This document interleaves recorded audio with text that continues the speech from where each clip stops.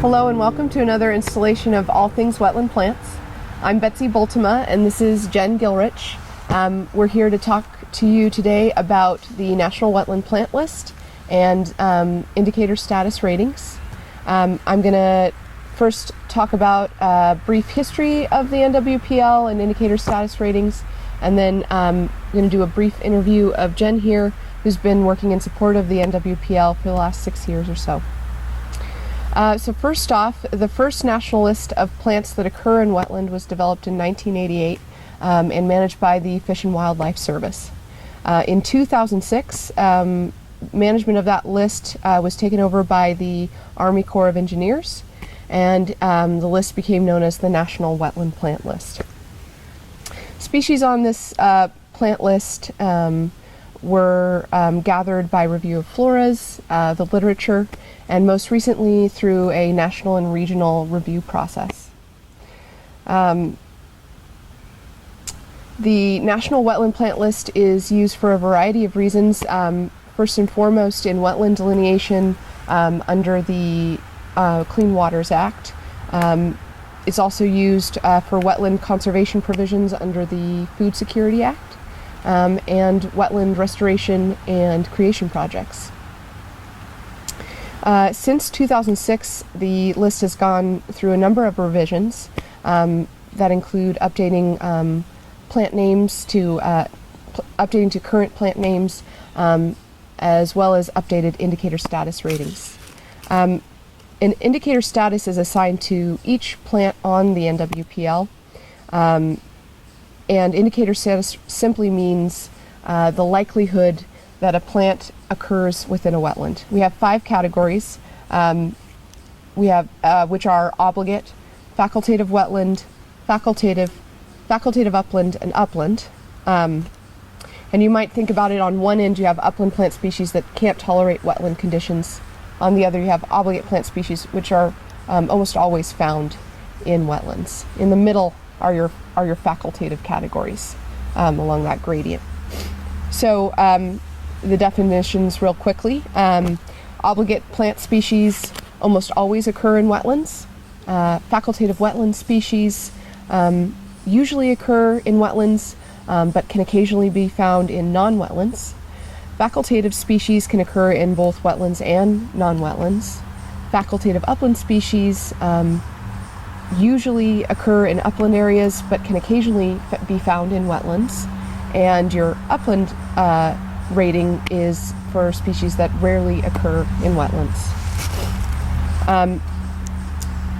Plants were assigned these indicator status ratings through a national and regional panel review process that involved a number of rounds of voting, and those decisions were informed by both public comment and private sector comment of professional and public botanists and ecologists. So if you've interacted with the NWPL before,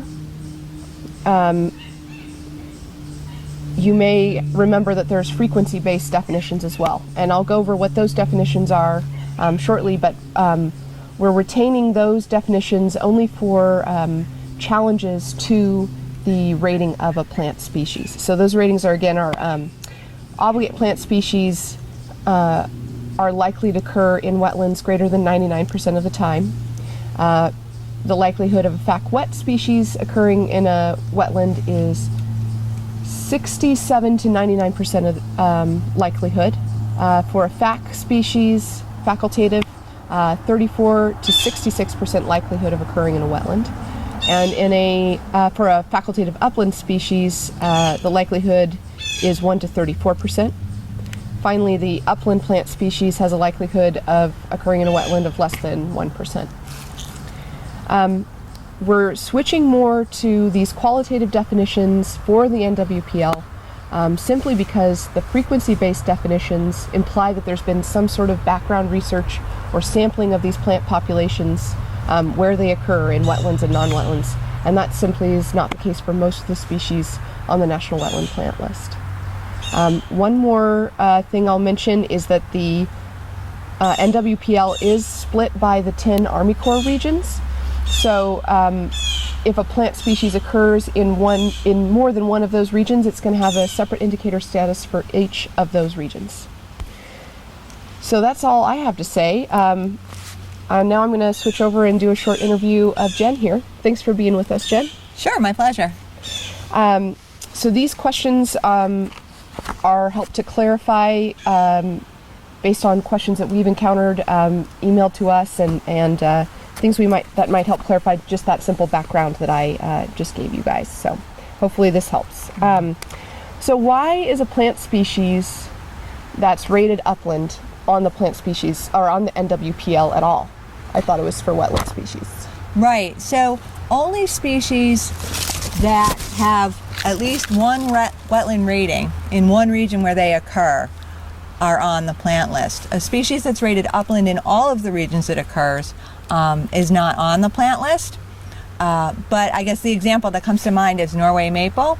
That species is rated upland in every region where it occurs except for the Western Mountain Valley and Coast region. So it's retained on the plant list so that delineators in adjacent regions like the arid west will know for certain that in the arid west it's upland and in the Western Mountain Valley and Coast it's FAC up. Okay, and so did you mention that if it has an upland rating for all regions, it's been removed from the plant list? Right. Okay, great. Right. Okay. So is region the finest scale that an indicator status rating is applied to a plant species? No, actually during the 2012 National Wetland Plant List update, some folks wrote in and they felt strongly that select groups of species behave differently in subregions than they did in the regions as a whole. By behaved, I mean the frequency with which they occurred in wetlands. They occurred in wetlands either more or less often in the subregion. So subregions were constructed and reviewed by the national panel, the regional panels, and so we today have, I think, 14 different subregions in Alaska. In Hawaii, there's one. It is called the South Pacific Islands subregion, and it consists of the Mariana Islands and Guam. In the Atlantic Gulf Coastal Plain, there's one subregion, which is the Western Gulf Coast subregion, and that one starts at the Gulf Coast and runs up the Mississippi River to the top of the region. And then here in the North Central Northeast region, we have one as well, and it's the North Central Great Lakes subregion. And there's two species only that have a different rating in that subregion than they do where we're sitting now, and that would be quaking aspen and red raspberry. They're facultative in the subregion, and they're considered FAC up in this part of the region. Okay. What did I want to say here? So what do we do, how does the NWPL deal with synonyms? Okay, so all of the synonyms or the former names for a species are retained on the National Wetland Plant List. However, when you search for them, what you'll find is that they're displayed either in black font or in gray font, and accepted names are displayed in bold blue font.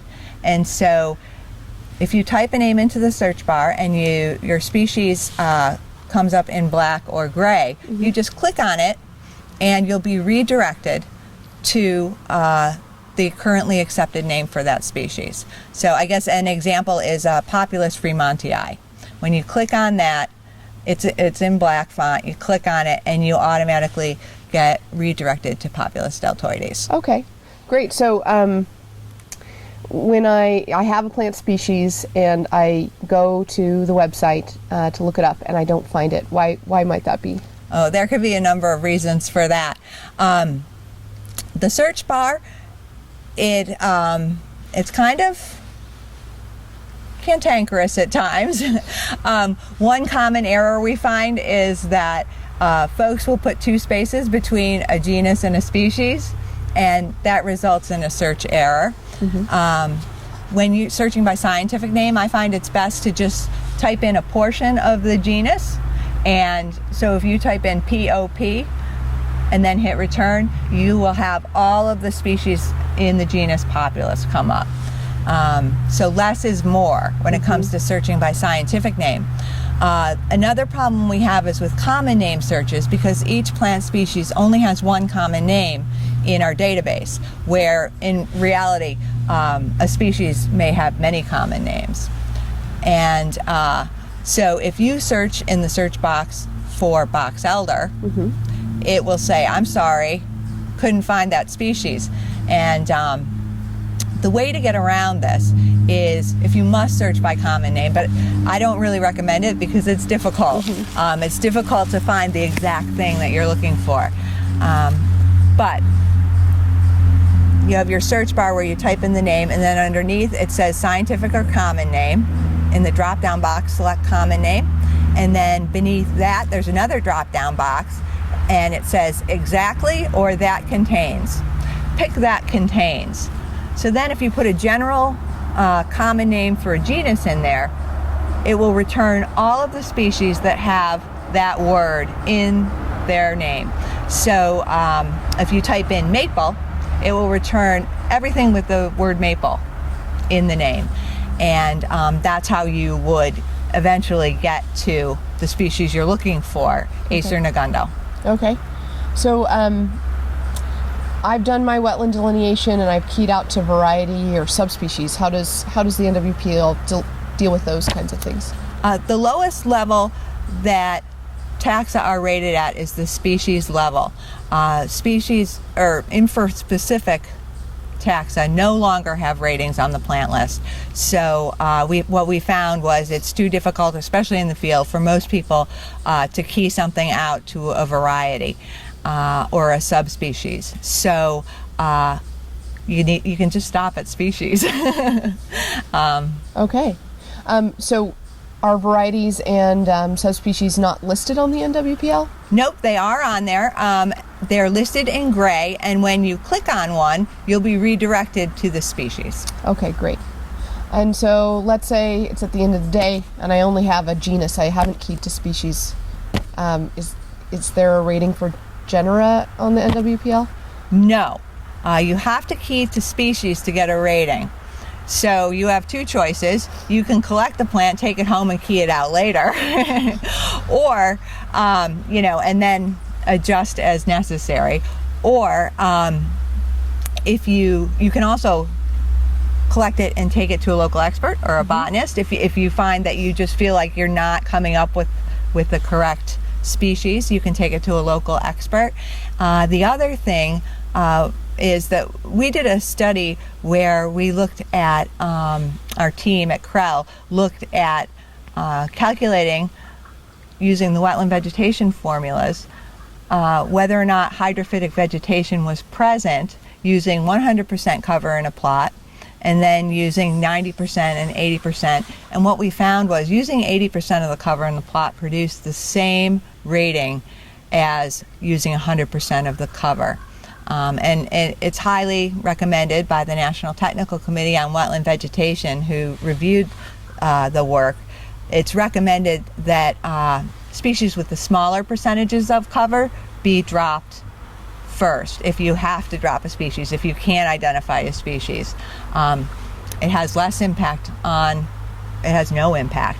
the final determination of hydrophytic or non-hydrophytic when the percentages of cover are small, as long as you don't go over 20%. But if I have a dominant plant species, I really need to key that to species. Correct. And if you Okay. can't, you need to take it to someone who can. Okay. All right. So we talked a little bit before about frequency studies and how wetland ratings or indicator statuses are assigned. So what do I do if I disagree with a plant species rating? Okay, well, we have a process for that. Right on the homepage of the National Wetland Plant website, there's a link that says submit a rating change, and you can click on that link. It will take you to a page where there's a link, it explains the process, and then there's a link to the questionnaire itself in red, and you click on that, and up comes a questionnaire, and it'll ask you some information about yourself and about the species, and what the current rating is, the region where you want to make the change, and what you think the rating should be, and then you can submit that. And right now the plant list is in the Federal Register, and we are trying to sort of institutionalize this process so that you know when the updates are coming, you know when the ratings may be changing. So the proposal is to basically update every 2 years. So we would collect these rating requests over the entire 2-year period. You can submit at any time. But then towards the end, the regional panels, all the species changes, proposed changes, would go to the regional panels. They would review them. The national panel would review them. And then those changes would go into the Federal Register, and the public could comment on them. So even more could be added. And then at the end of that process, you may come up with a rating change. Okay. And so when would this use of the frequency-based definition for challenge studies come into play in trying to change an indicator status? Right. So if the indicator status wasn't changed during that initial request for change, the 4 federal agencies, the National Panel, and the National Technical Committee on Wetland Vegetation are working very hard to come up with a way to quantify indicator status ratings based on a plant's frequency in wetlands and in uplands across the landscape. And it is, believe me, it's a monumental task. Have there been frequency studies done? There have been 2 done. The first is out in the west, in the Western Mountain Valley and Coast region. The indicator status rating of blue spruce was looked at. And what they found was that blue spruce occurs in wetlands more often in the north and less often in the south. So its rating theoretically varies throughout north to south gradient on the Rocky Mountains. And then here in the north central northeast region, we looked at eastern hemlock, and what we found was similar, that hemlock occurs in wetlands more frequently in gently sloped U-shaped watersheds that have almost hardly any slope to them, and in steeply sloped V-shaped watersheds it occurs in wetlands less often. So the take-home message is, so far we found that basically wetland frequency depends on where you look in the landscape. Yeah. And so these things would have to be averaged across an entire region in order to be of use to the plant list. Okay. One thing I feel like I didn't cover very well, if you don't mind me asking, is how the wetland ratings were assigned in the first place. Okay. In the first place, and also during the... Or in the most recent revisions. The most recent revision in the update in 2012. Yeah. All of the plants on the plant list were reviewed by regional panels of botanists and ecologists that work for the 4 federal agencies that you mentioned before, right? I don't know if I mentioned them. It's Fish and Wildlife Service, the EPA, the Corps, and the NRCS. So there's one person on the regional panel representing each one of those agencies. They reviewed the species. The national panel, which also consists of one person from each of those 4 agencies, they reviewed the regional panel's work. Expert botanists were called in for some species because not everybody knows every species that occurs in their region, so sometimes we had to call in experts. And also the species in 2012 went through the Federal Register, and there was a chance for the public to weigh in on any species in any region that they wanted to. So there was a lot of input, and when you sort it all out, we have pretty much the list that we have today, although there have been a few updates or changes in the nomenclature and a couple of the ratings since 2012. Okay. Well, I think that covers all my questions. The only other thing is, what do we do if we have a question about the NWPL in the future? Well, you can email us. There's a link on the website. It's or you can just type it into your email bar, nwpl@usace.army.mil. and we can answer any question that you have about a plant species, a plant rating, or why we do things this way. So great. Well, with that, thanks for watching, and we'll hope that you watch another installment.